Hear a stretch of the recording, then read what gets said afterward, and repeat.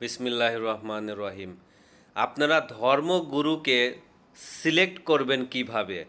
ধর্মগুরু যার ধর্ম আছে, অর্থাৎ নিজে একটি জীবনকে ধারণ করেছে, ধর্ম মানে ধারণ করা, তাহলে সেই জীবনের পরিচয় নিয়ে সেই গুরু বা মুর্শিদ কথা বলবে।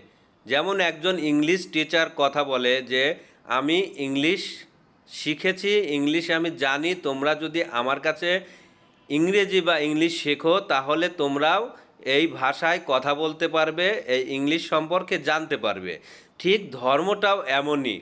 যদি কোনো গুরু এই ধর্মকে মানুষের কাছে বিকাশ ঘটায় তাহলে সেই গুরুর প্রথমে পরিচয় দিতে হবে যে আমি এই ধর্মের গুরু, মানে এই জীবনের গুরু। অর্থাৎ আমাদের ভিতরে অসংখ্য প্রকার জীবন আছে, মানব জীবন আছে এবং সমস্ত জীবনই আমার আপনার ভিতরে প্রতিষ্ঠিত।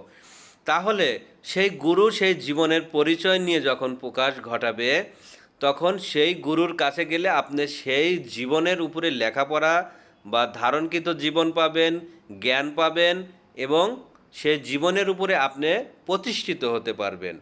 আর যদি সেই গুরুর কাছে প্রতিষ্ঠিত হওয়ার, ধারণ করার কোনো জীবন না থাকে, জ্ঞান না থাকে, তাহলে সে গুরু প্রতারক এবং নিশ্চিন্তে আপনি জানেন যে আপনিও সেই প্রতারকের পাল্লায় পড়ে ধ্বংস হবেন। এটাই মহাসত্য।